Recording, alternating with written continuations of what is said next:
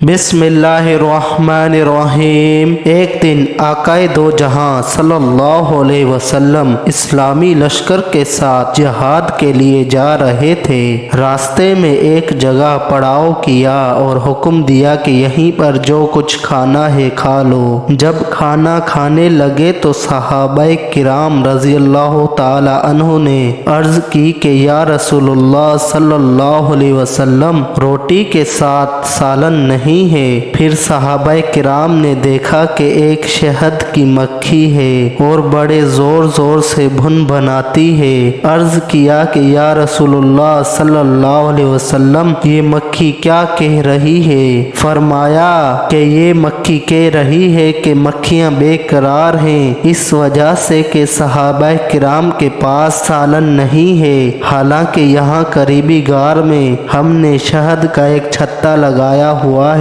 वो कौन ले आए, क्योंकि हम तो उसे ला नहीं सकती। फिर फरमाया, प्यारे अली रज़ियल्लाहु ताला अन्हु, इस मक्खी के पीछे पीछे जाओ और शहद ले आओ। चुनाचा हजरत अली रज़ियल्लाहु ताला अन्हु एक प्याली पकड़कर इसके पीछे हो लिए। वो मक्खी आगे आगे इस गार में पहुंच गई और आपने वहां जाकर शहद साफ निचोड़ लिया और दरबारे रिसालत सल्लल्लाहु अलैहि वसल्लम में हाजिर हो गए। सरकारे दो आलम सल्लल्लाहु अलैहि वसल्लम ने वो शहद तकसीम फरमा दिया। जब सहाबाए किराम खाना खाने लगे तो मक्खी फिर आ गई और भुन भुनाना शुरू कर दिया। सहाबाए किराम रज़ियल्लाहु ताला अन्हु ने अर्ज की कि या रसूलुल्लाह सल्लल्लाहु अलैहि वसल्लम, मक्खी फिर इसी तरह शोर कर रही हैं। फरमाया, मैंने इससे एक सवाल किया है और ये इसका जवाब दे रही हैं। मैंने इससे पूछा है कि तुम्हारी खुराक क्या है? मक्खी कहती है कि पहाड़ों और बयाबानों में जो फूल होते हैं हमारी खुराक है। मैंने पूछा, फूल तो कड़वे भी होते हैं, फीके भी, बदमज़ा भी होते हैं, तो तेरे मुंह में जाकर निहायत शीरीन और साफ शहद कैसे बन जाता है? तो मक्खी ने जवाब दिया, या रसूलुल्लाह सल्लल्लाहु अलैहि वसल्लम, हमारा एक अमीर और सरदार है। जब हम फूलों का रस चूसती हैं तो हमारा अमीर आप सल्लल्लाहु अलैहि वसल्लम की ज़ात मुक़द्दसा पर दुरूद पाक पढ़ना शुरू करता है और हम भी इसके साथ मिलकर दुरूद पाक पढ़ती हैं, तो वो बदमज़ा और कड़वे फूलों का रस दुरूद पाक की बरकत से मीठा हो जाता है और उसी की बरकत व रहमत की वजह से वो शहद शफा बन जाता है। सुभान अल्लाह, जज़ाकल्लाह। अगर वीडियो पसंद आई हो तो शेयर ज़रूर कर दीजिएगा।